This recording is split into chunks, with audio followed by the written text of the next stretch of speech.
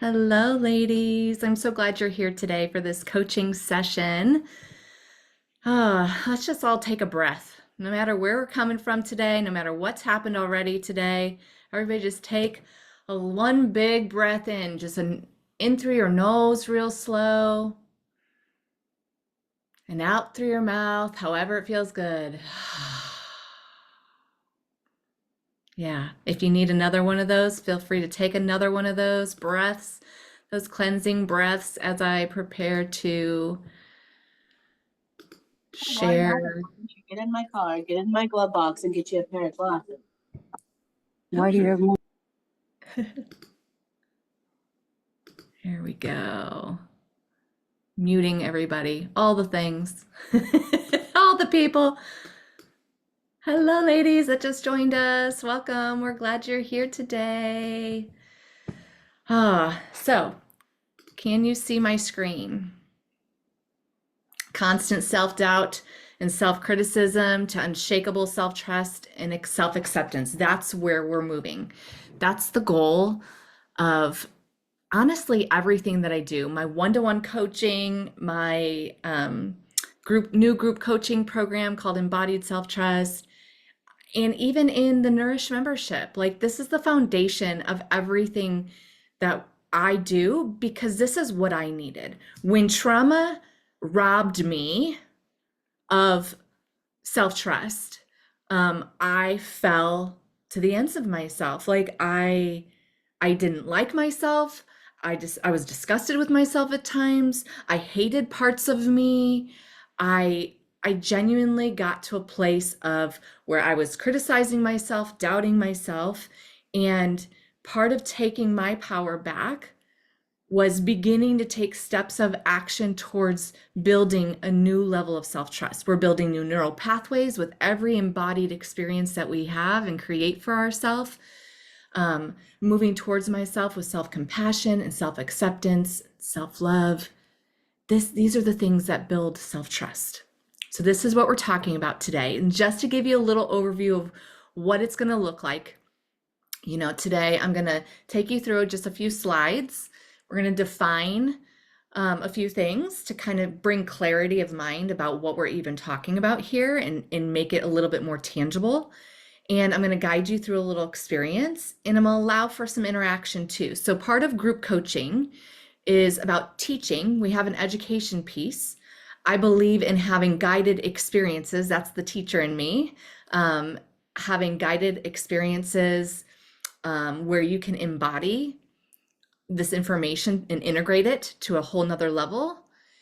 And then also, providing opportunities for interaction and coaching and sharing and mutual connection with other people. I think it's important an important part of the healing journey is being connected with other people and knowing we're not alone and we're not the only ones that are struggling in the world.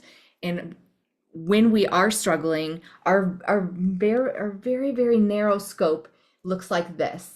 We're just kind of looking through a telescope lens. And so what we're trying to do in community is to expand that lens and broaden it and allow us to have different perspectives and allow us to hear from other people. And it allows our world to feel a lot smaller, and it lets it feel a little bigger and lets us move out of our own self-victim modes. Okay? Because if I'm 100% honest with you, I was in victim mode when I felt the worst. When I fell to the ends of myself, I was stuck in victim mode against myself, really being against myself. So that's a little just a scope and sequence of where we're going and what we're all about here today. So I want to start by actually defining what embodied self-trust is, okay? Because it's important. If we can't define what it is, we have no idea what we're even trying for here. So let's take these two words and break them apart into pieces. Embodied, it means to give a tangible or visible form to an idea, quality, or feeling. Give a bodily form to it. So embodied comes from the word embodiment, like embodied. They're all interconnected. They all mean the same thing, but we're showing the body We're guiding the body to have a felt experience, okay? To give a tangible representation of an idea, a quality, or a feeling. The feeling we're moving towards is self-trust, which self-trust, a synonym of self-trust is actually self-confidence, okay? So self-trust means, if you were to look up the definition, a firm reliance on the integrity of oneself. It doesn't mean that you solely only trust in yourself, okay? That's not what I'm going for here. Like, I'm a believer in God too. I kind of love, but kind of got a little flustered a little, but kind of actually really love that somebody today on my Facebook post that I posted a few days ago about embodied self-trust, like this journey and inviting more women into it. Somebody was just like, well, I choose to trust God. Trusting myself only gets me into problems or whatever, or something like that. And you know what? At first I was like, ooh, how am I going to respond to this? I am going to respond to it. And I did. And for me, it's like, this isn't about, nobody said anything about not trusting God in a higher source or in, like, just this beautiful, thing that is outside of us, which some of us call God, some of us call universe. I'm not going to get into that because I'm not here to stand on a pedestal of religion, but my belief is in God. And that's okay if yours isn't. I'm not trying to profess or push anything. But it was interesting to me how many people in the world are going around saying, well, I trust in God. I trust in God. And I'm like, I trusted in God too. When I fell to the ends of myself and I was stuck in depression and anxiety and hating myself, I was still loving and trusting God. Are you trying to tell me that I didn't? You know what I mean? It's kind of like this idea of like, I think the world needs to understand that this is needed. This is good. We can still trust God and trust in ourselves. If we don't trust in ourselves, if we don't have a embodied confidence in ourselves, then we can't take these brave steps of action. And God calls us to believe in him too, but he calls us to actually take steps of action. So don't want to get too far on a religious tangent here, but I do want to at least acknowledge the fact that, we can have faith and believe in something higher and good and better than ourselves, but we can also trust in ourselves at the very same time. We can. It's healthy, it's holy, it's possible, and I'm living proof of it because let me just tell you, my first husband was on staff at a church. My second husband, I married him because he wasn't on staff at a church and I didn't want to deal with the chaos of it. And guess what? A year into our marriage, he's like, I want to apply for this job working on staff at church. And I was like, I already had a messy experience. I love God, but man, people are messy, y'all. People are so messy. And we all are trying to create a box that we can live in that feels safe. Because the world outside of us doesn't feel safe. And all we want is to put ourselves into this box of safety. And guess what? This isn't where safety lives. Woo! I'm feeling passionate about this one. I'm getting stirred up inside. It's making me teary-eyed because we're not here creating a safe box for us to live in. We are the safe box. Our body is.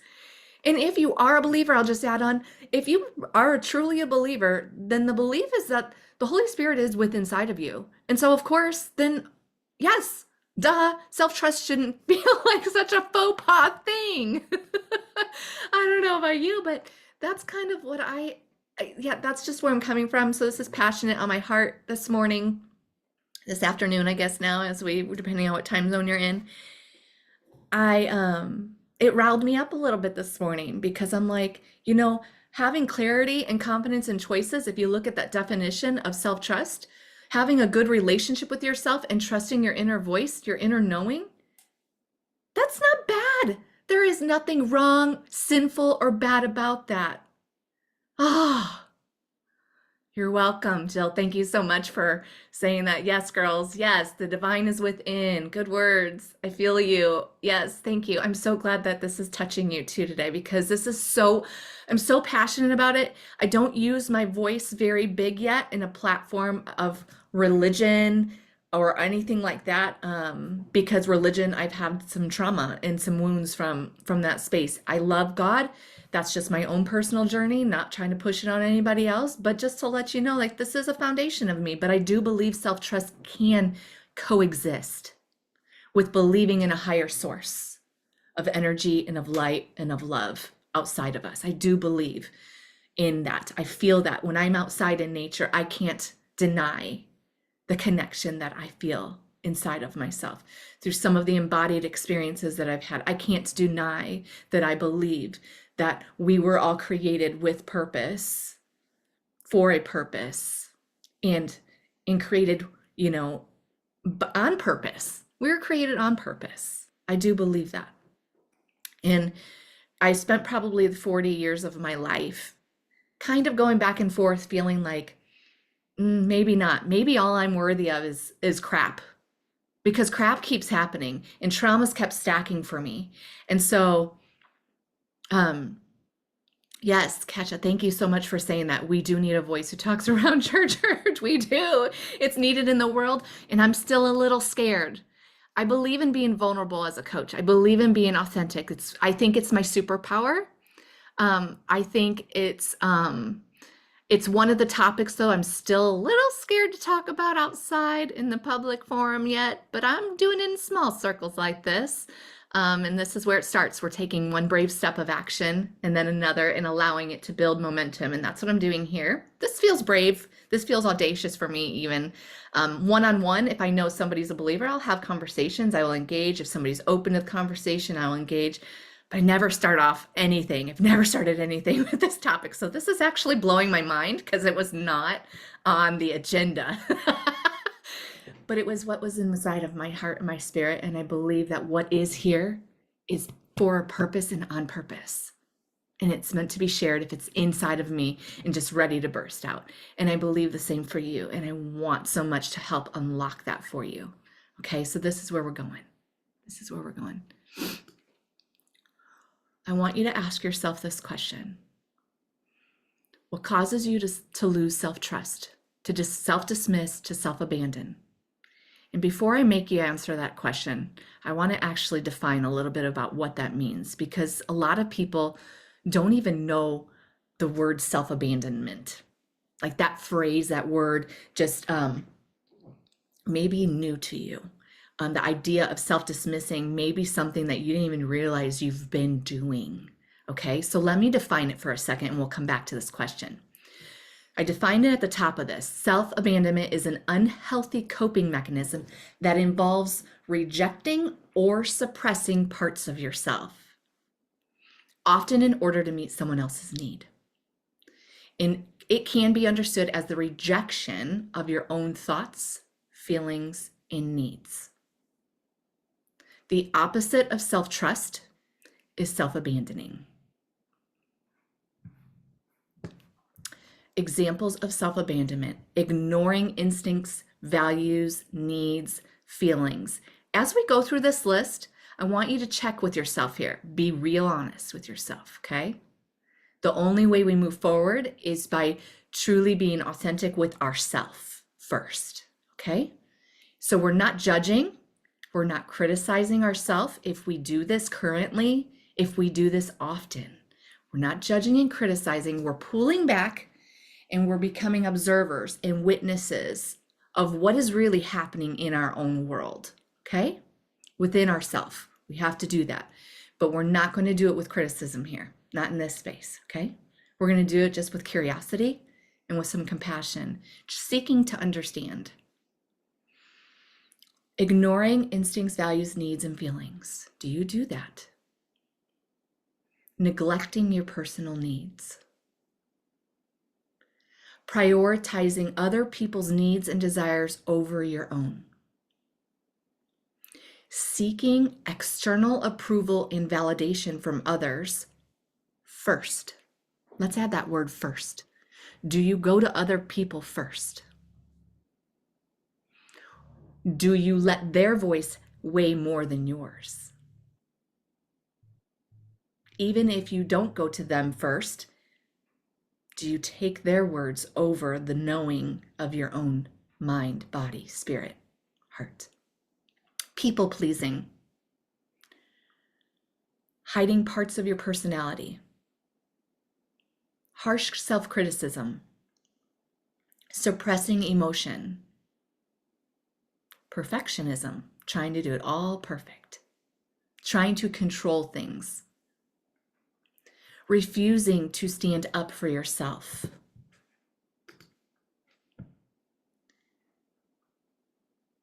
being in codependent relationships where you suppress your needs as an act of love towards them, to get them to love you, to belong. You suppress and just do and meet the desires of others because you don't want to be rejected. You're afraid of being rejected. Yeah. Just sit with this for a moment. I want you to count up how many of these things do you do? And let's throw in the chat. Let's have a moment of authenticity here, a moment of realness. I know I already have Ren who said, I'm all of those. Whoops. All at one point. Yeah. Just kind of do a little heart check here. More than half of them, Glenda says, yeah. Thank you for being honest with yourself and then going into the chat and being honest with others. This is where change starts to take place. This is where transformation can happen. All of them, especially harsh criticism to myself. Almost all of them, Mallory, 7 of them, Jill. Thank you, ladies, for being honest. So when I go back to that question, what causes you to lose self-trust, to self-dismiss, to self-abandon? Can you answer that question a little more clearly now looking at that list with me? Andrea says, me too, all of these. Life is nothing but rejection in my world. Thank you for saying that. And I'm so sorry that that is your reality that you're living in right now. That's how you feel. But I want you to recognize, where are you having energy leaks here, ladies? Every single time we give our power to somebody else by doing one of these things, it's an energy leak.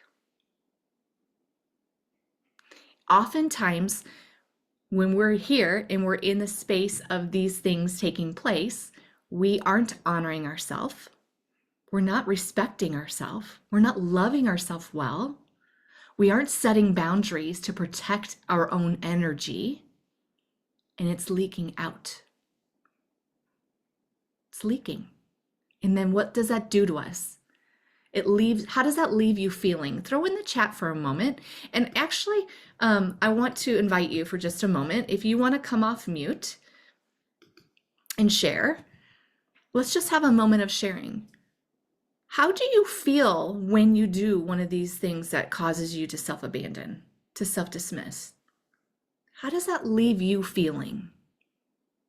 What does that do to yourself, to your relationship with yourself? If anybody feels open to coming off mute and stating that, or to show your face even, I welcome it.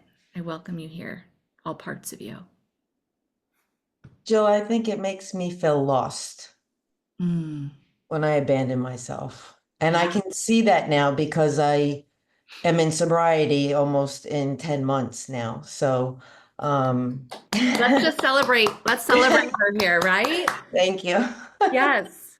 Congrats to you, because that's freaking hard, amazing work. That means you're doing it and you're moving through all of these moments of self-abandoning and self-rejecting. Mm-hmm. Well, that's the self-sabotage. It was easy to take a drink and numb everything and not feel anything.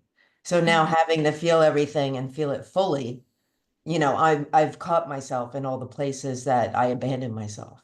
Mm. And it's hurtful. It's sad, but Yeah. I'm getting better. Yeah, it is hurtful. I love that you said that. It's hurtful and it's sad because we hurt ourselves when we do that. Yep. And we can hold space for the grief of that too. It is sad. When I look back at my journey of how I treated myself the first 40 years of my life, at times it's really sad to me. But I didn't know what I didn't know, Right. and neither did you.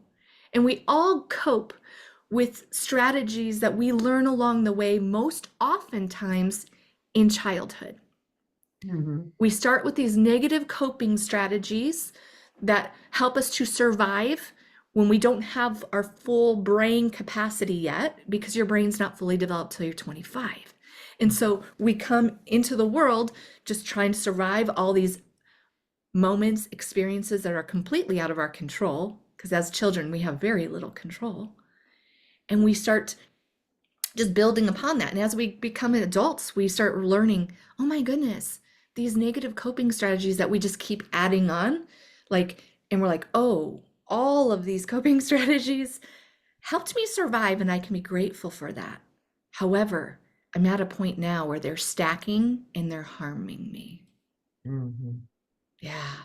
Thank you for those of you in the chat who have expressed that you feel, Andrea said, I feel dead inside. That's how she feels in response to this treatment of herself. Angry, sad, and uncertain, Mallory says. Ren says, honestly, it's been my reality for so long, it feels natural and normal. Whoa, right? Mhm. Whoa. What amazing self-attunement and self-awareness there, Ren. Thank you for your honesty. Like, that's just who I have been for my family. But if you are hurting yourself, here's my real question. If we continue to hurt ourselves and go against ourselves, ignoring our own thoughts and feelings, neglecting ourselves, are we really giving our family, our loved ones, our friends, the best version of us? Do we even have the capacity to be the best version of us if we are dismissing, rejecting, abandoning, criticizing, being harsh with ourselves?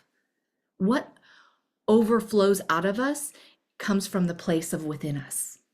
Out of the heart, the mouth overflows. Right? What is within us on an energetic level? The relationship with ourself is the foundation, ladies, of every relationship we have outside of us. It's just the reality. But unfortunately, some of us just don't even realize that and have not been taught that. We didn't even know that that was the way to be. I instead lived dismissing myself, giving to the ends of myself, to the point where I don't want to make this sound dramatic, but literally to the point where 2 times in my life, I've had 2 dark nights of the soul, 2 days where I fully remember vividly wanting to die. Why? Because I had no hope inside of me that anything was good in me. I was giving so much that at the end of it, I felt like I was beating my head on a brick wall. Blood was gushing. I couldn't see anymore because all I was doing was giving, and sometimes giving to toxic people who then were hurting me in the end. Both times that I fell to that place was because I gave so selflessly, feeling like that's what I was supposed to do. I was supposed to give. That was what I was here for. It was to give love, give love. Well, guess what? At the end of the day, I had nothing left to give. I had nothing. I had no love left for me, no left for anybody else. I got to places where I was dark and I was like, I have no light inside. It happened once in 2009, 2008 going into 2009. Then it happened again when I went in 2019 to 2020, and that was my last really big nervous system collapse, is what I called it. I call it a collapse because I was in physical pain, I was in emotional pain, I was on the couch, I was taking medicine, I got diagnosed with chronic, like CPTSD, complex PTSD. I was just at the end of my rope, more so than the first time. First time I started taking antidepressants, helped kind of take the edge off. I kind of started moving forward, but I had never fully learned, even through all of the 2 decades of counseling, how to come home to me, how to love me. So instead, there were parts of me, all these parts over here I still hated, but I was moving and functioning and doing okay until other bad, hard things happened that made me rejected. I was rejected by my stepdaughter, abandoned, struck that wounds of my childhood past because my dad abandoned me when I was a baby. And like all of these wounds were just reopened from the past. They were very complex and messy. And I really felt like my nervous system just went, poof. My body was like, I got nothing left to give. My body was saying to me, I'm exhausted. I'm exhausted. And the little girl parts of me were crying out to me saying, do you see me? I need you. I need you. Do you care? I'm trying to call out through your body to get your attention, and you're not hearing me. So she's just kept making it louder and louder until I was in such physical pain I couldn't move and I couldn't function. And I had no idea I was going to be this tearful today. Wow, I wasn't even like emotional starting the day. But I'm passionate about this work because I'm passionate about not leaving women stuck in this space of where they're at. And I feel like there's been so much that's been said in the chat I need to go back to. Thank you, Ren, for being honest and saying that this is why we need to be in spaces with other women. Your voice matters. You, Ren, speaking up just caused me to share in a much more powerful way. And I just want to say thank you for your vulnerability in saying that. This is why we need community and safe spaces to be seen and heard. Yes, Jill said, I feel unimportant and like I don't matter. Yes. Yeah. And Ren says, I don't even know what could be a good version of myself. Thank you for being honest about that. That takes courage and bravery to even say that. Taking on other problems to avoid looking at yours, can't pour from an empty cup. I'm out of Kleenex. So guess what I'm gonna do, ladies? The next best thing that every mom does with their kids. Wipe the snot and the tears. Here we go. Authenticity. It's minus.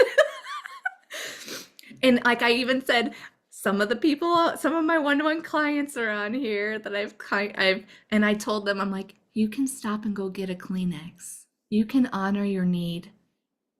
Like, because we don't. How often do we not honor our freaking needs here, ladies? Our core need, a simple need of like, I need to go to the bathroom. Nope, I'm going to hold it because so-and-so needs this and this and this right now. How long do we hold our bladder until our bladder starts having infections in it? I mean, really? Like, really? How often do we just not meet the need? And I'm like, you know what? I could go. I would give myself permission to pause and go get a Kleenex, but I'm like, I want you to see that messy is beautiful and it's okay to be a messier. And I'll take this off afterwards and I will wash it, okay? Yeah, taking on other problems to avoid looking at yours, can't pour from an empty cup. That's it exactly. Only I have felt that way almost continuously for more years than I can remember. I'm so glad you're so passionate and share yourself. Oh, thank you.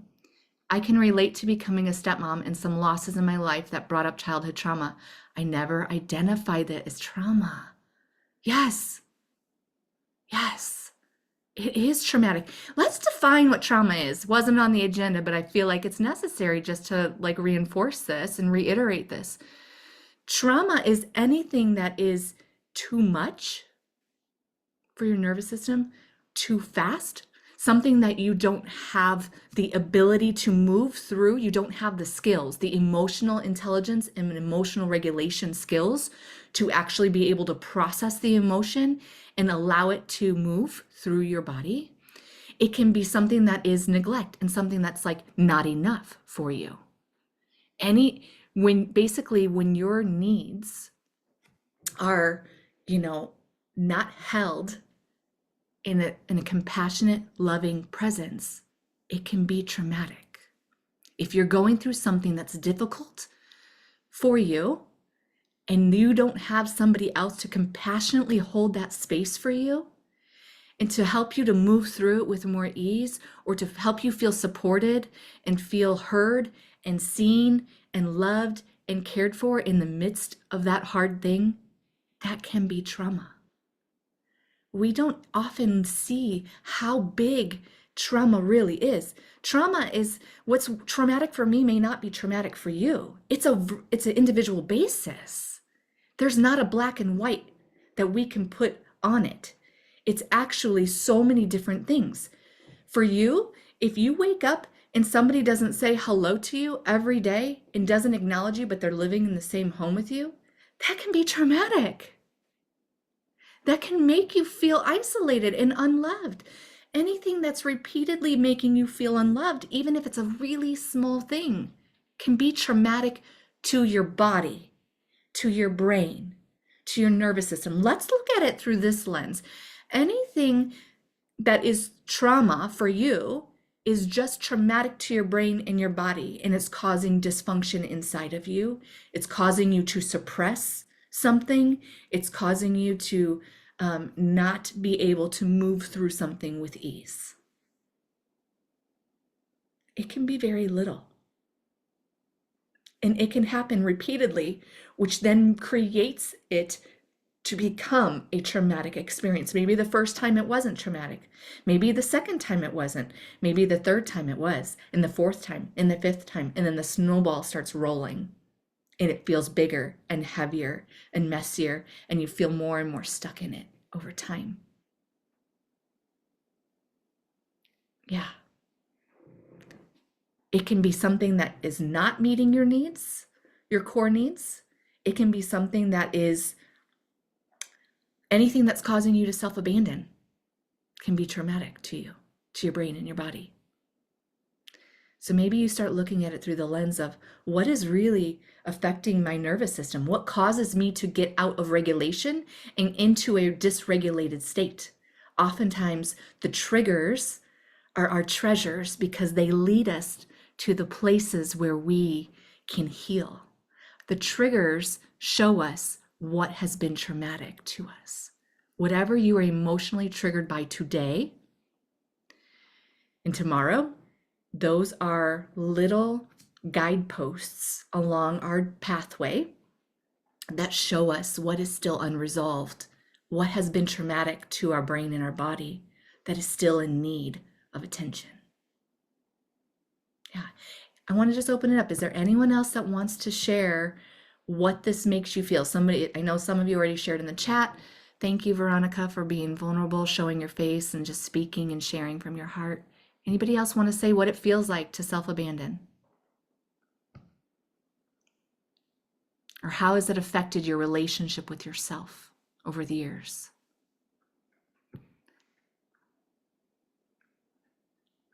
Andrea, thank you for your sweet comment. This is why I love you so much. You understand me perfectly and put words to what it is dysregulated so deeply that I can't even recognize in voice.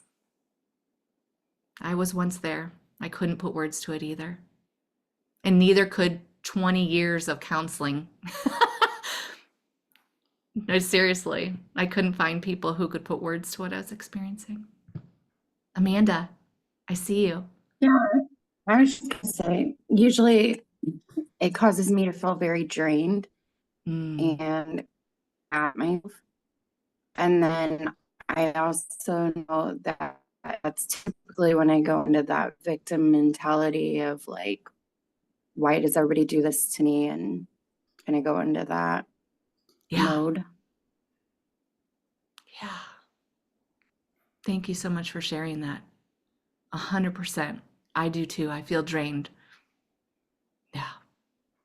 And I'm sure everybody here can relate to that too. Mallory says, I'm not compassionate to myself, so I don't accept it from others. I turn away from it. Right? Thank you for being honest about that. This is why I love working with women in community, with people like where we actually have the ability to converse with each other, and why I'm starting to offering group coaching programs, because I believe that we need to see this and see and hear and feel and hold space with other women who get it, who feel the same way and can help put words to it in other ways as well. Yeah, we turn away from the compassion that others even offer us. If we can't hold space compassionately for ourselves, we oftentimes are refusing it from others too. We just put up a barrier and a block. If we can't offer it to us first, it's very hard to receive it from somebody else. This is why I believe that compassion, the self-compassion journey, learning in tangible ways how to do that is so, so valuable. So I'm going to move forward with our little journey today. What helps you to gain self-trust and to have self-confidence? Or let me rephrase this question. What do you think is one thing right now, in this very moment? Healing happens in the present moment.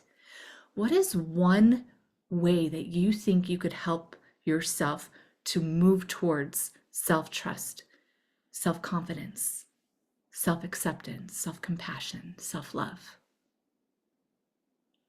What is something that you have this knowing within yourself?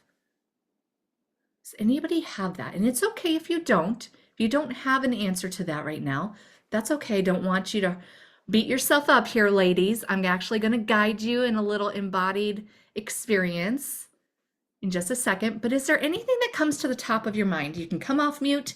You can share in the chat. Anything that you know is something even just small and tangible that helps you to move towards it. Ren, being present. Yep. Being present in the moment. I love that. Mallory, actually listening to myself. Yeah, what does that even mean, right? Like actually listening and then honoring ourselves. Taking a step of action towards the listening once we've heard it. I'm rarely present because it's so hard. Because it feels uncomfortable, Ren. You're the one who admitted earlier, so I'm just going to push a little further here and just say, because I know you and we've had interactions, it's hard only because it's unfamiliar. It's foreign to our brain. Our brain resists what is uncomfortable and foreign and unfamiliar. And so creating new neural pathways and creating an embodied sense of self-trust means active embodied experiences to show the body, to help communicate from the body up to the brain and create these new neural pathways on this way, because you've been used to living on this side in this deep rut over here that feels comfortable for your brain. And we have to come over here and say, hey, brain, this feels comfortable too. Do you see? Every step I do this, it feels more comfortable. See, this is okay. This is good. And so this is like basically in a nutshell, if I could give one little visual of what I'm doing, is doing that. I'm helping steer your body, your ship, so to speak, helping you to learn how to steer your ship to go this direction instead and say, let's keep going this rut. Let's create a new rut over here, a rut that is helpful, not harmful. A rut that feels good, doesn't feel bad.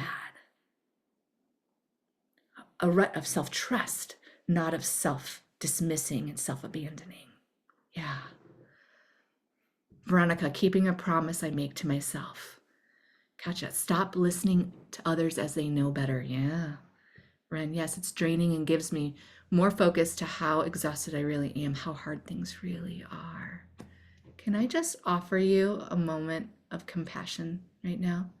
I want to send an energy of compassion to you, Ren, for where you're at. Thank you for admitting it and being so vulnerable with yourself today and with us. I know that that's brave work, and I just want to honor it for a moment and invite all the other women to just honor you too for that. Veronica, yeah, choose a familiar chaos versus unfamiliar peace. That's exactly it. That's what our brain does.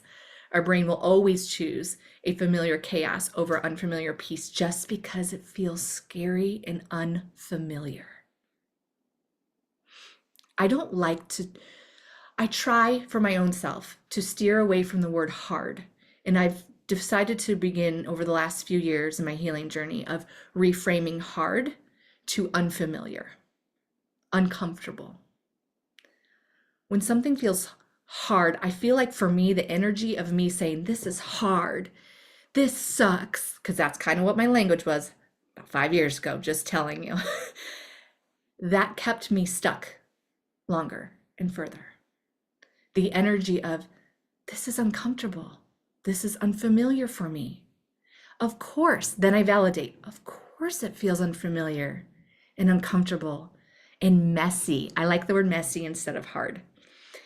feels a little messy as we take these new steps of action to steer the ship this way. Hand on my chest and welcoming all of me, Jill says that's what helps her to gain some self-trust. Beautiful. This is what I call my home base. Coming back to home base. I love that. Anne says, I like that shift in language. Beautiful. How about I guide you? You guys up for that? Girls up for a little experience? You know that if you come to me, you're going to get a guided experience because I'm hands-on. It's the elementary special ed teacher background in me. We learn through lived experiences. And honestly, it's exactly what brought my nervous system out of the place that I was in. I needed to not just sit here talking and cognitively processing crap. I needed to guide my body to new felt experiences that then communicated to my brain and created new neural pathways in my brain. So I want to do that for you. Okay. So I want you to go ahead and get comfortable as I get some music going for us. I want you to get cozy and wherever you are sitting, wherever you're at, I want you to feel safe here. So tell me, can you hear the music okay? Is my voice level okay along with the, okay, perfect. Learning from my last catastrophe, what happened by using a different mic and it not going well.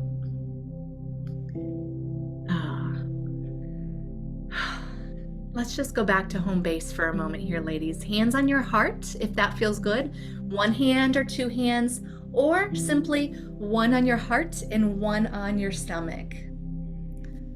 Whichever one feels good for you.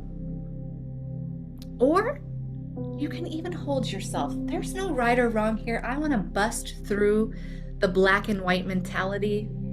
You're welcome to just hold yourself in a hug right here too, if that feels good and supportive right now.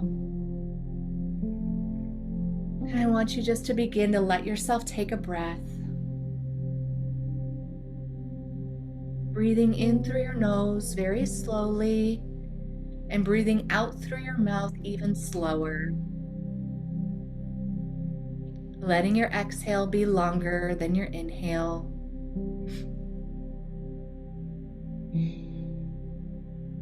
And if it feels good to you, I want you just to begin to rock or sway, or you can just sit still and go side to side, front to back.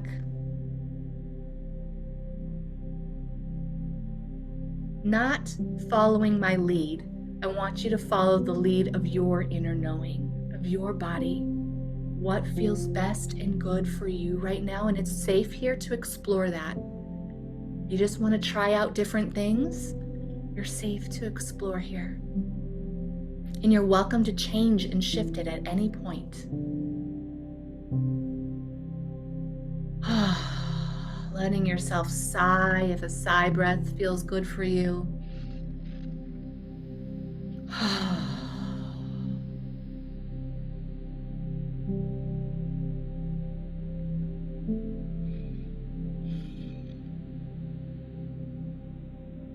All we're doing is moving towards ourselves with the intention of honoring what is really here, and right now. This is all that matters. I appreciate what was said earlier from Ren about being in the present. The present moment is where healing takes place.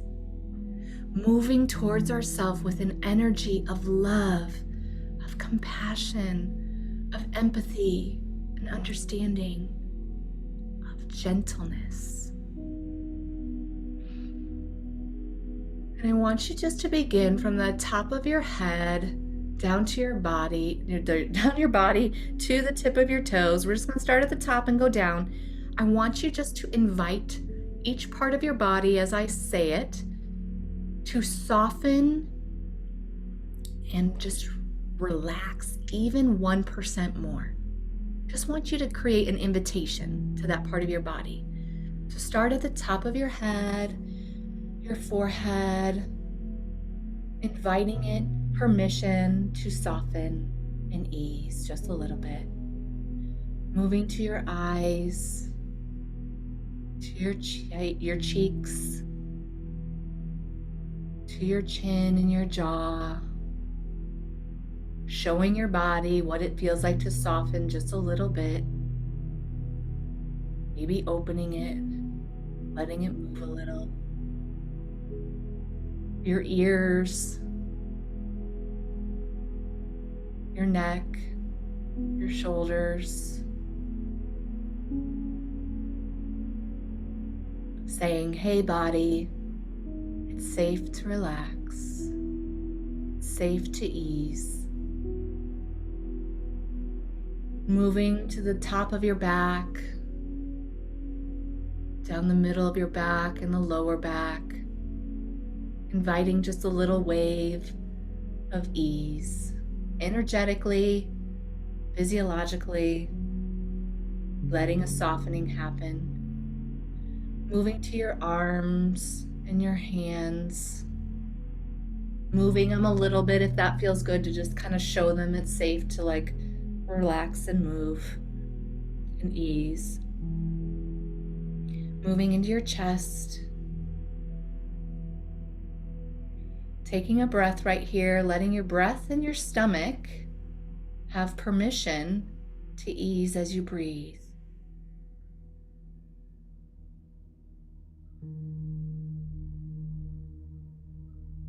Moving into your abdomen area, your sacral chakra, your root and your bottom, your hips,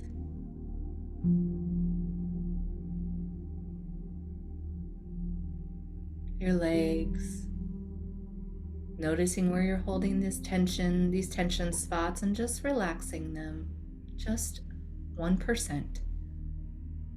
Moving down your legs to your ankles, your calves, your ankles, your feet, your toes.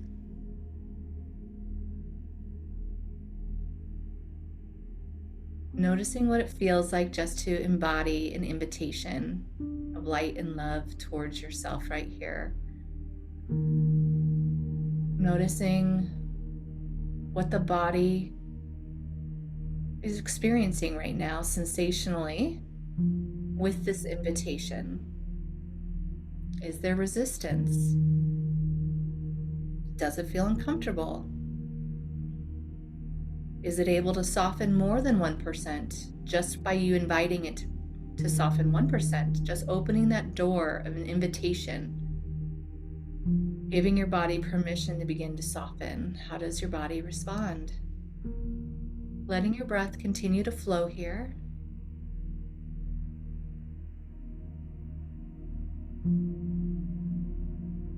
And I want you to have a guided experience right now with your own self. You are the self leader. You are the guide. I want you to access this highest version of yourself. This is called self energy when it comes to parts work and IFS therapy. We're accessing this highest version of ourselves that is a leader. This part of us is compassionate and curious. It's creative. It's open. We all have this self energy within us, even if we haven't accessed it, and it's been hard to access it because our other parts of ourself are feeling emotions and things in big ways. Maybe they're too loud, and sometimes it's really hard to come back into self energy. I want you just for a moment to access this part of you. Invite this part of you to be present. This highest version of you, this self energy, this compassionate presence. Let this part of you be the leader in this moment as we move forward. And I want this part of you to communicate to the parts of you that are in need today. I want this part of you to communicate to the parts that you have been abandoning and dismissing and repressing. And all I want you to do is to take a moment to authentically open yourself up to apologizing to these other parts. to offering forgiveness towards yourself as well. Leaning in towards admitting and being authentic with yourself. I have spent this many years dismissing this core need. I have been repeatedly neglecting myself by blank. Have a true moment here of coming home to you, coming home to yourself, to the parts of you that are in need. Just say, hey, I see you. I'm here with you. I'm sorry that I haven't known how to support you.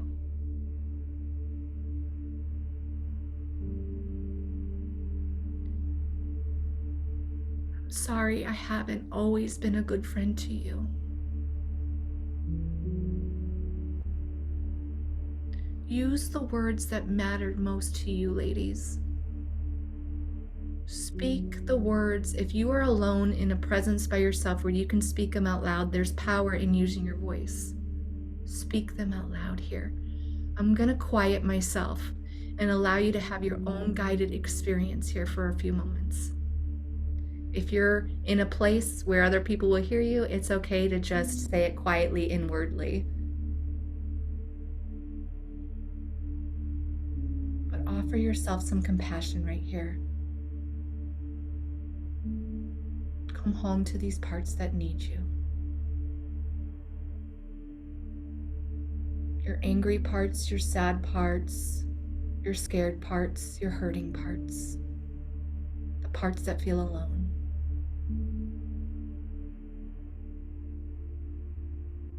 Just talk to them like you would to a younger child or to a friend.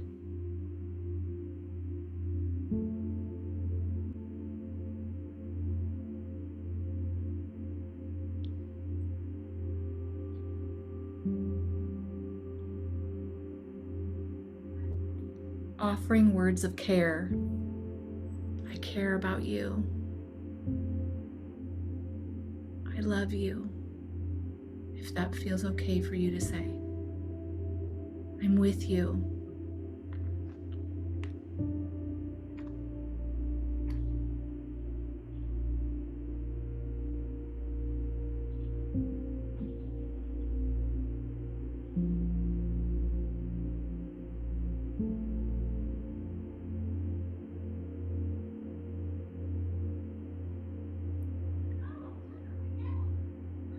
And I just want you to just give yourself a really big hug right here.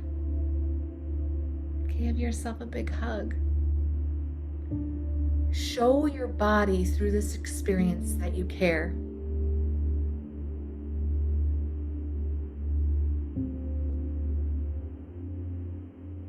Even if only 1% of you feels like it can do that. Even if you have these other parts of you that are resisting, allow this 1% or 5% or 10%, just a small part of you, to offer love and compassion. You don't have to be able to do it 100%. You don't have to feel like a failure if it feels like resistance or if it feels messy or uncomfortable or foreign. All I'm asking is for you to invite yourself to 1%, just a small part of you. Whatever part of you is allowed to be here by you. There's no right or wrong as to how much of that is here. Yeah. And I just want you to be proud of yourself for this moment and thank yourself. Thank yourself for being here, for showing up for this guided experience, for this group coaching call. Thank yourself. Feel good about this. This is good. Show your brain, maybe by smiling, just even a little smile. If all you can give is a little smile, but smile upon yourself and your parts for where you've been and how far you've come. For everything that you've endured before today, feel good about the ways that you have come to this point right here in this moment of supporting yourself by being brave and open and vulnerable today to just be here. Honor that. Celebrate every small win of moving towards yourself with love and compassion, guiding yourself back home to you, to these parts of you that are still in need. Yeah.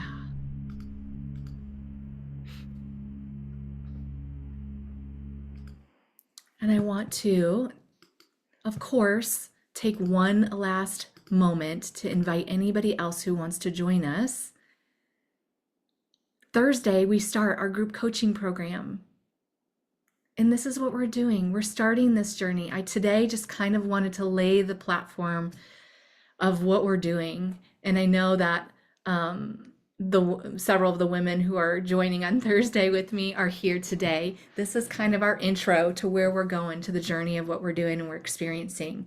And if you stick around, I'm just going to share just a few things about it, but I'm going to open it up for Q&A. I'm going to open it up for live coaching too. If there's anything that you feel heavy on your heart today that you want to chat through. But this is kind of what our framework is for the next 6 weeks.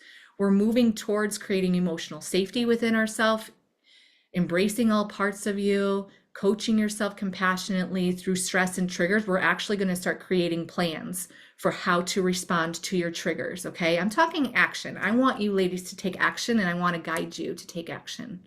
So this is going to be equipping and growth work in between sessions too, okay? Showing up for yourself means taking embodied action over and over and over again, even when it feels messy, but you're going to do it not alone. You're going to do it with support.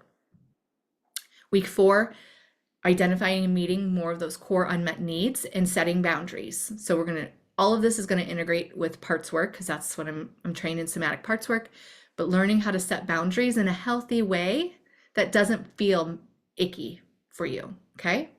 Befriending your hurting parts, embracing all emotion, allowing it to be here, not repressing and suppressing. We are really moving from suppression to expression, and creating new stories and rewiring your brain with visualization, embodiment, creativity, expansion. In some of these weeks, I've decided, after I even had already presented that this was the order, some of these I'm going to actually intertwine a bit, because I have some ideas as I've been planning of some ways I'm going to shake it up. But basically, this is the nutshell of where we're going. But I want to let everybody know that if you haven't joined us yet, I opened up the discount offer again. It's 25% off right now, and there is a payment plan available if somebody wants to take action but feels like they financially need to break it into parts. There's going to be 2 payments 2 weeks apart from each other, okay? So it breaks it in half if you're somebody who's struggled to be able to make that. If you need more than 2 payment structure or 2 payment plan and you really want to participate with me, reach out to me and I will work with you, okay? Jill, I need to still chat with you to help you with your plan. My one-to-one coaching clients get even additional discounts. So just know that too. So I did offer a new 3rd bonus too, and all of you who are a part of it will get it as well. But 3 bonus gifts. Seriously, the bonus gifts are valued at higher than the actual price of the course when you add it up. So everybody will get one 60-minute one-to-one coaching session with me. And what I'm going to ask too is that you book this session in the midst of our 6 weeks when you feel like you need more support. Okay, that's what we're going to do. The other bonus is a 2-month membership to Nourish. If you're already a Nourish member, I give you an extra discount. So if you're a Nourish member already and you want to join, reach out to me and I give you an extra discount because you don't get to enjoy that bonus. And then The bonus number 3 is a 2-hour online self-love retreat and celebration. So this is going to be kind of at the end after our 6 weeks. And we're going to vote on the date to try and make sure that it's a date and time that can work for everybody. Okay. So once we start, we'll set that date in advance. But these are the 5 elements that I'm using as a foundation. We're learning self-leadership skills here. We're learning self-acceptance and self-compassion skills, somatic connection with your body, allowing your body to be where we're going home to, because trauma causes us to disconnect brain and body. So we're coming back home to the body and trusting the body. The body sensations will lead you to peace, I promise, if you learn how to do that. Embodiment will incorporate embodiment, obviously, and inner child healing and parts work. And just to remind you that the relationship you have with yourself sets the tone for every relationship that you have with everyone, your marriage, your friendships, your family relationships. So this is my final last opportunity and invite today. This invitation is only open for the 25% off discount until midnight. And so then the next few days are going back to regular price, but offering and extending for any of you. I will throw the link in the chat if there's anybody who is interested in still joining us. And I want to open it up right now for some live coaching, some live conversation. If there's anybody here that has a question about the program or has thoughts about anything we've talked about today that you feel like you want to share, just put the link in the chat if you are interested in registering. But whether you register or not, I'm here and present right now. How can I serve you? How can I love on you? You're welcome to show your face, come off mute, or even ask in the chat if there's any questions you have or anything at all.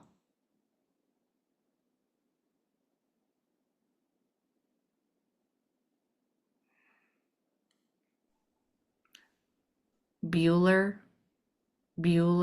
does that remind you of the movie? What movie is that? Who knows it? Who knows what movie? Bueller. Ferris Bueller's Day Off. Yes! The teacher sitting there waiting and waiting and waiting. Bueller, nobody's responding. We need a little bit of lightheartedness sometimes, right? In this journey of living in a messy world.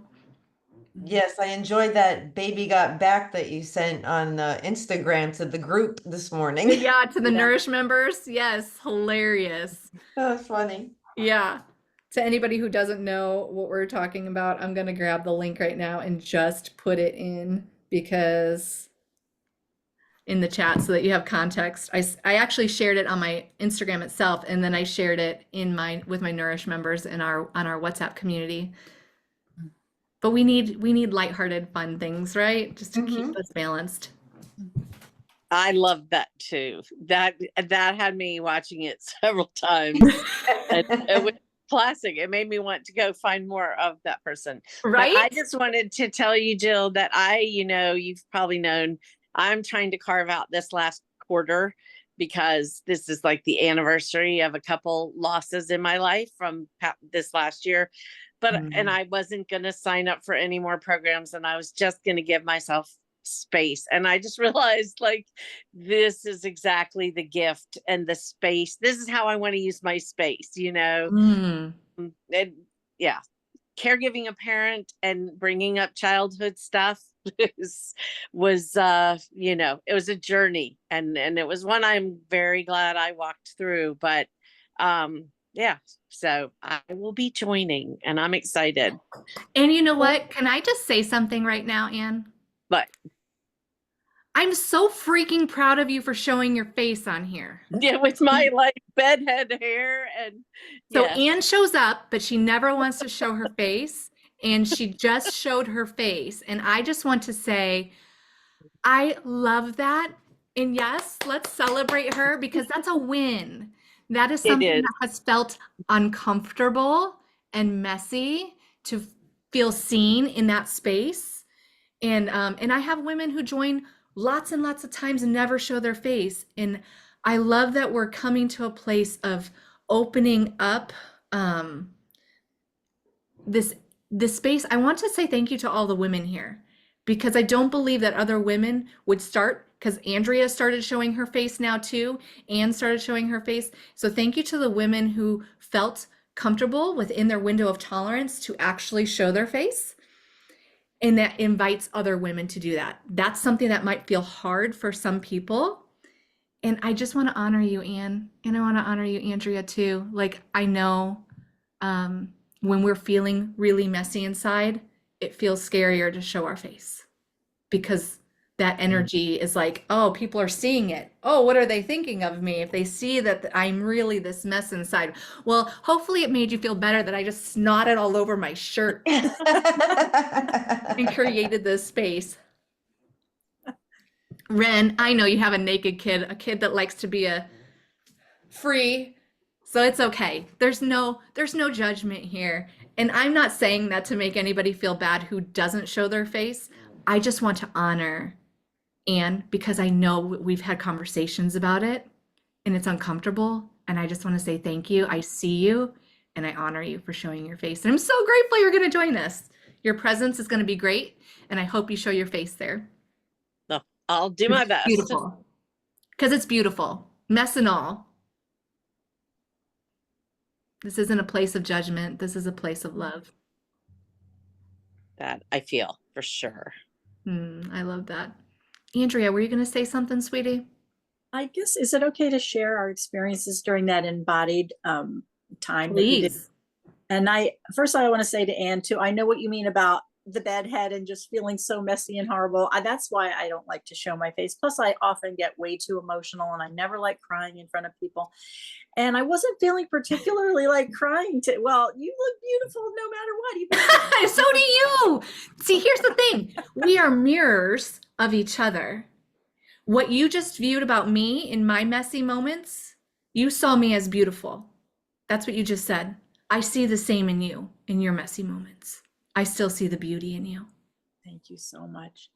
But I wasn't feeling particularly tearful or anything today. And then when we started that practice, which happens to me every time I do one of these things with you, I just like lose it and start bawling, which is why I turn off the camera because That's okay. I guess I wouldn't feel comfortable allowing myself to fully get into it if I think, you're doing the ugly cry in front of people. Yeah. But and I'm And not that's sure okay too. That's happening. totally good. So I wanted to ask you what that means if, you think you're feeling good, everything's fine. And then all of a sudden, to me, it feels like it's triggering things from long, long ago. And like when you were suggesting the hands on the heart, and that always feels good. But then I tend to, like you say, do the hugging thing or something that I just learned the name of a couple years ago, which is havening, just a gentle touch. What I just instinctively started doing was just the gentle touch on my face. And that's when I started bawling. And to me, I was trying to think like, where is this coming from and why does that happen? I don't know if those of us who are mothers, if we remember doing that with our infants. I think that's something I tend to naturally do with a baby, just gently touch them, stroke them so they feel loved and cared for and all of that. And I think I missed out on all of that as an infant. From all I remember of my childhood and everything, I'm sure even as an infant, I was kind of ignored and not wanted and all of that. So I think that's why when I do it now, it really brings up a whole lot of stuff that I don't even have words for. Yeah. Yeah. Thank you for admitting that and noting that. I want you to know that you're not alone in that. Many people have this emotional response because we're not used to it. Like I personally, I don't remember being rocked or held. Yeah. As a child, I have a vivid memory of when it stopped too in any touch, like really younger than it should have.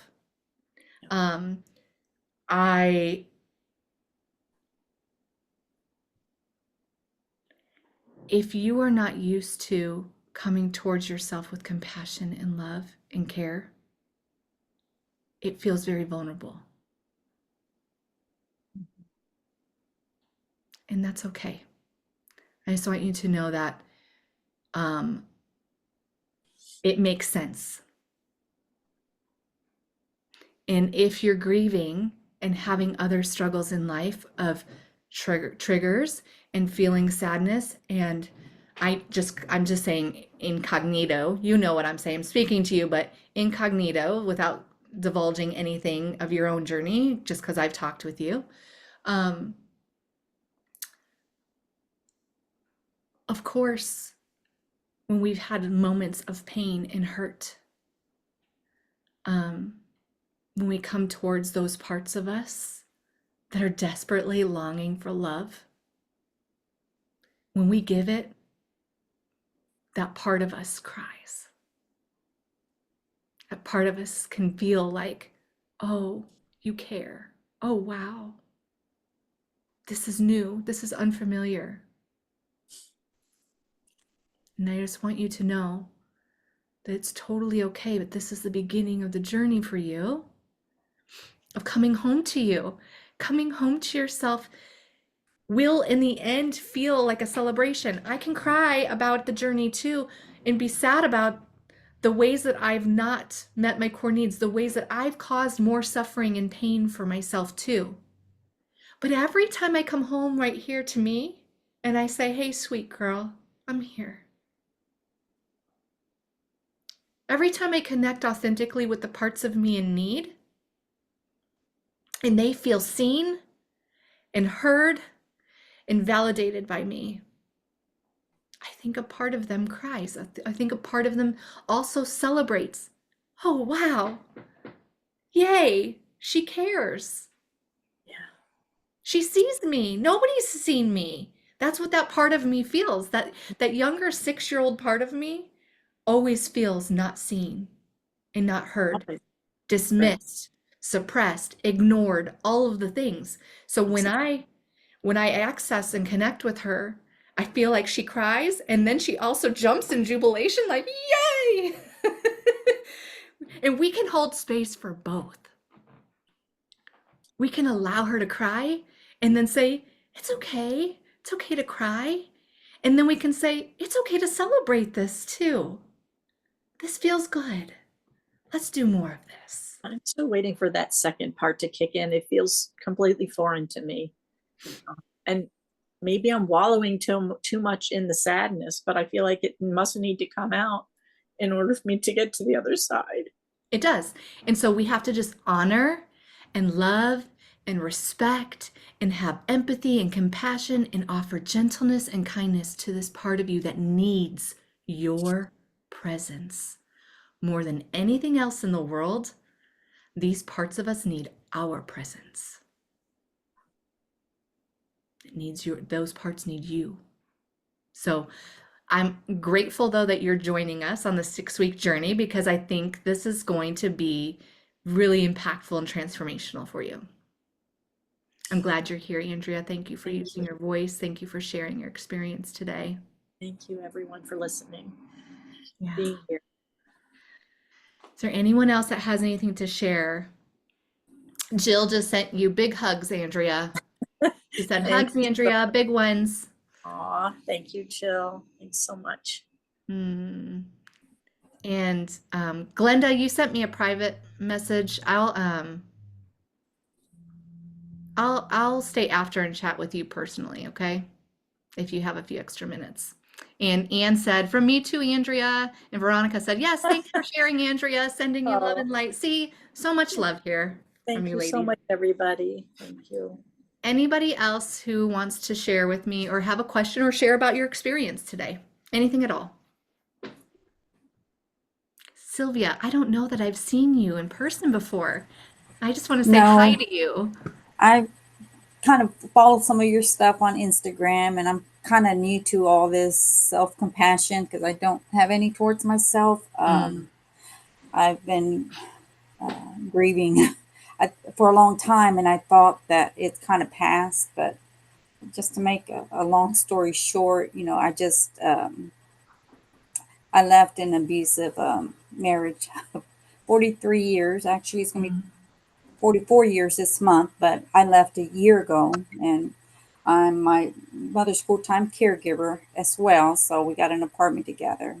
So I think I grieved the whole last year of the death of my marriage. It's not something I wanted, but it was much needed to be safe. And so I moved out a year and a half ago in April of last year. And so it's just a lot of changes. And a divorce was just final on the 3rd of this month. And I thought I was done with, Nope, I vomited on my divorce when I actually signed the papers that day when everything was final. I vomited, and a different layer of healing started at that point. Yeah, grieving, a different layer of grieving. yeah. And, I feel like I've just been stuck, you know, I know I zone out a lot because I just don't want to deal with everything. And so it's just like I can't do the things that I know I need to be doing. And so haven't been taking care of myself like I should. We did this exercise, and I was just realized, I think I lost myself years ago, and so I'm trying to rediscover myself. Yeah. And accepting myself, who I am, who God says I am, and walking in His truth and not my emotions, because my emotions have kind of just run over me. And even though we're not supposed to trust in our heart or our emotions, they're very strong. And just trying to get past all that. So, Yeah. And you know what? It's not about getting past it. It's about getting through it, moving through it. Thank you so much for sharing. And yes, Veronica just said that in the chat. Like, thank you for your brave share. Like, very impactful. Happy you're here, sending you love and light too. Thank you. Thank you for showing your face. Thank you for speaking. Thank you for being brave to be here today. I almost didn't come because I came 15 minutes late, and I said, "Oh man, see, you blew it." I said, "No, I'm going to just get on," and I'm glad I did. And you didn't blow it. You didn't blow it. You were still here for the main meat and potatoes of our embodied experience and talking. And I am going to share the replay today on email as well. So if you want to go back and see those first 15 minutes, you're welcome to. But what I want to say to you is that your nervous system is dysregulated right now. And that makes perfect sense. The reason you're exhausted, the reason things feel heavier and harder and messier right now is because you're having a lot of emotions that are probably conflicting with each other. We have lots of parts of us. So we may have one part that may feel a little bit of relief to be out of something that was harming us or was unhealthy, or was, whatever. We have that one part that's very real. It might feel a little relief to be on this journey of being able to start loving and honoring yourself again. But then we have another part that grieves for so many different things. You can have so many different parts that are grieving different things. A part of you may be grieving just the loss of the relationship in general because you're so used to living in that marriage, right? Yeah. Another part of you that's grieving your own self, the way that you've abandoned and self-dismissed for so many years and allowed yourself to be where you are right now, right? Like, I'm just saying from my own personal experience, that's what I did. There's parts of me that felt so much shame when I went through my divorce. My ex-husband, when I divorced him, was preaching. I was brought into a room with other pastors and not treated very kindly because they didn't understand the fullness of what was really happening behind closed doors. Yeah, right. Right? So anyways, but there's a part of me that felt shame. There's a part of me that felt guilt. There's a part of me that felt lost because I lost other friendships along the way too. People who didn't understand the fullness of what I was experiencing. And people who judged, people who said to me, I can't be your friend anymore. It's real.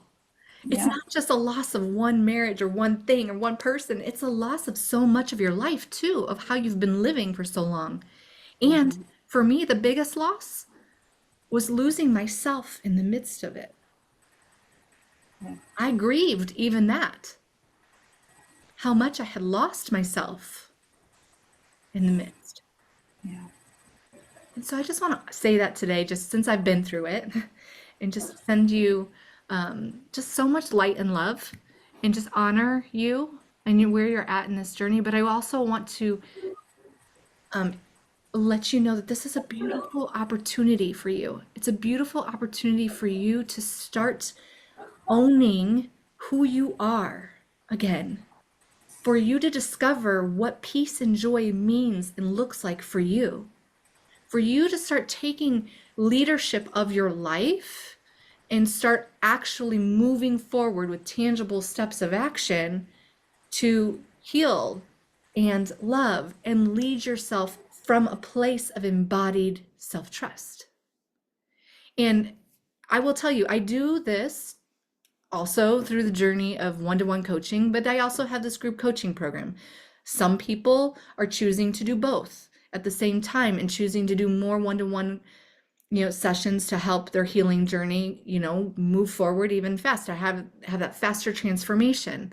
The one-to-one is definitely going to be a lot more intimate in me guiding actually these parts of you in real time, and me speaking to the parts, you speaking to the parts of you, us genuinely guiding these parts of you. That's a lot of what I do in my one-to-one coaching.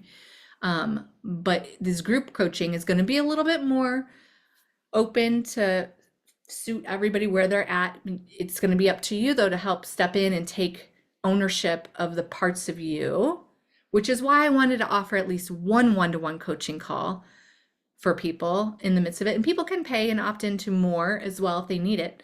But I'm not going to be able to personalize it for every person, right?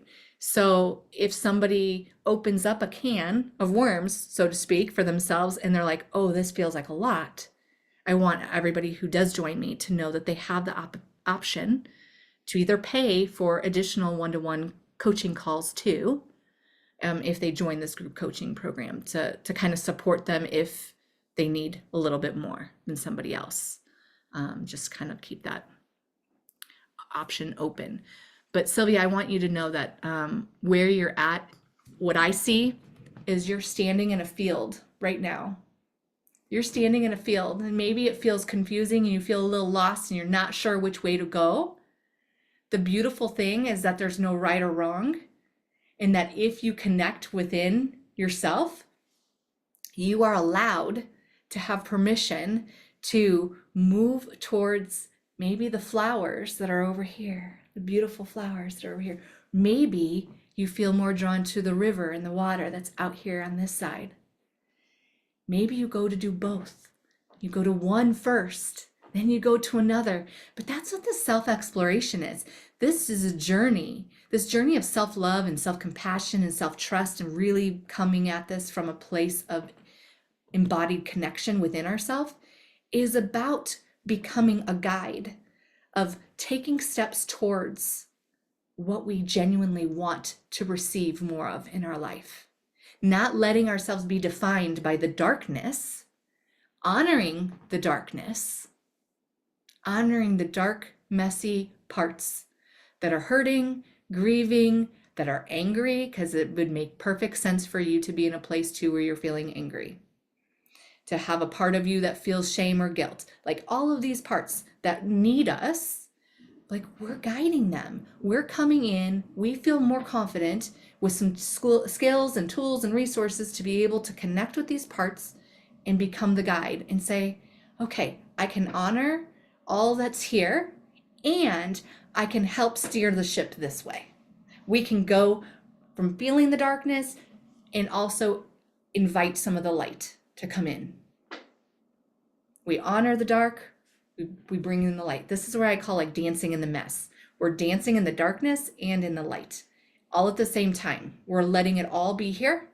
We're inviting and opening ourselves to an embodied experience that genuinely is showing the body it's safe to not live from this self-protection turtle stance. That's what turtles do. They plop into their little shell and they're like, nobody else is going to hurt me. And that's not where we're called to live. And you know that. as a believer. You know that. We are called to live an abundant life. We are created. I do believe we are created to live an abundant life of freedom, not from the turtle position. Well, guess what? You can't always think your way to that place. You have to show your body. You have to create and be a leader of creating more and more guided experiences for yourself, to open up, to trust your own self, and to trust in others. Again, but it starts from right here. Right. Thank you. Sounds Yeah. really like something I can use, and I think it will help me putting into action. Because the brain, I think, that's what I keep telling you, it's the way I think. I got to change my way of thinking and to No. do something practical. We do need to change our way of thinking. That is one thing. I am trained in NLP, which is neuro linguistic processing, and it is a mindset shift. We have to. It's always intertwined in what I do. There's a piece of it, right? We're reframing things. However, like for me, like just going at it from a mindset approach was not enough for me, because there were resistant parts. There were parts of me that were too scared to actually take the action, or too scared to let in the light.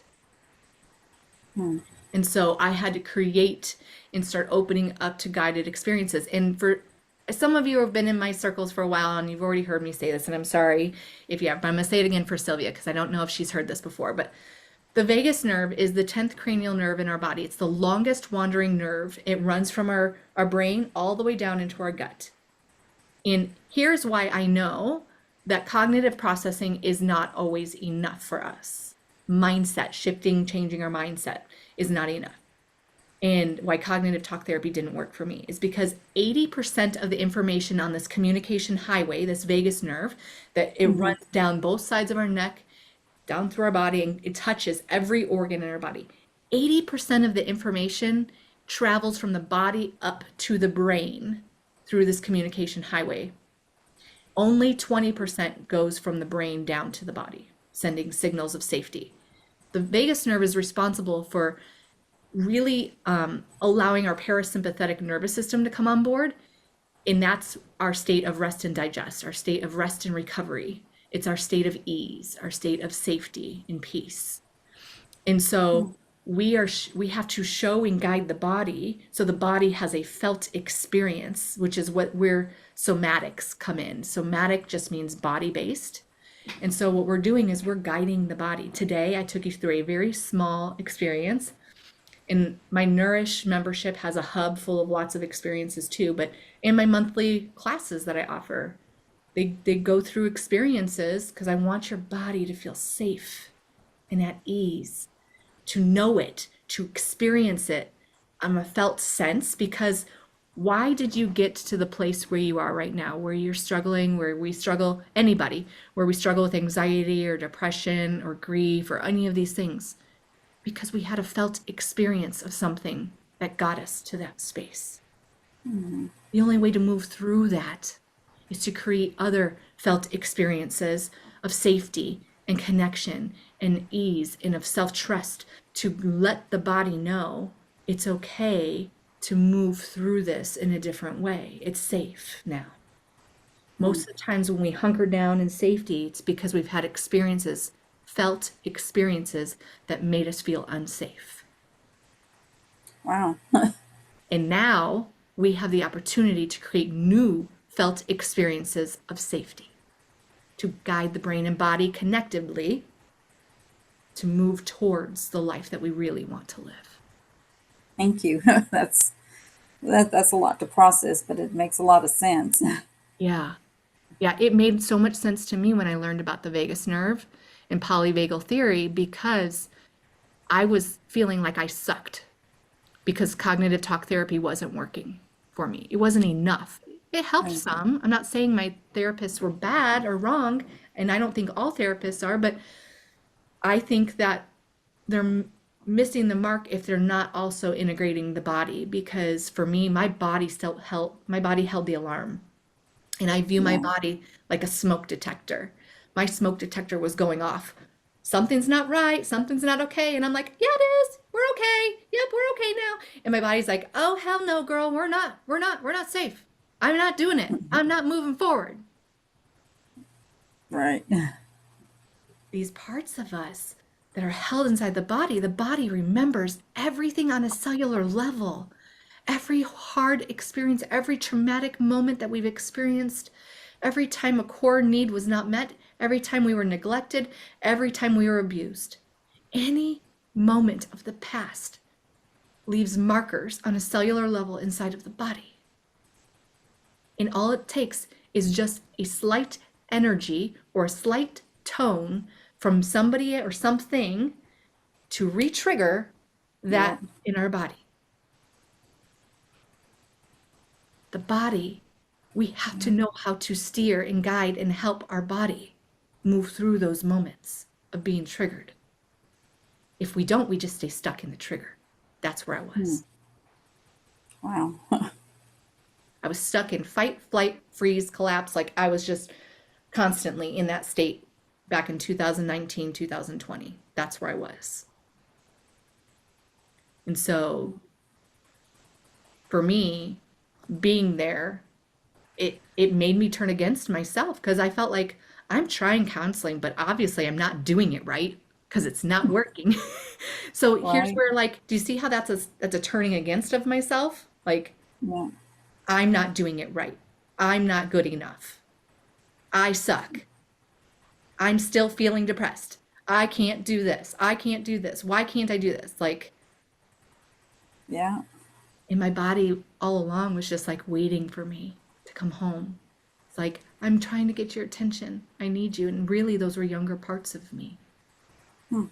Oftentimes, what we're triggered in the present moment to feel are interconnected as a chain link to the things of the past when we were younger. Yeah. So to me, it was this, there were lots of parts of me that were in need and they were all screaming at the same time. And when they're all screaming, it feels like a lot, right?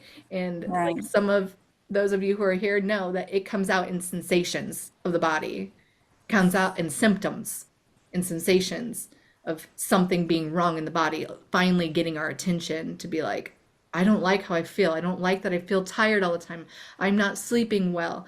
I'm exhausted. Oh, I have stomach issues. I can't eat the same foods I did before. Or I have chronic headaches or chronic stomach aches or chronic physical pain like I did. Or I feel anxious all the time or I feel depressed all the time. Those are just symptoms of dysregulation in the body. I have a lot of all those symptoms. Well, I'm looking forward to it. I'm going to check it out and see if it's something I can be able to participate in, to join in, Okay. because I need all the help I can get. Yeah. Well, I'm glad that you're here.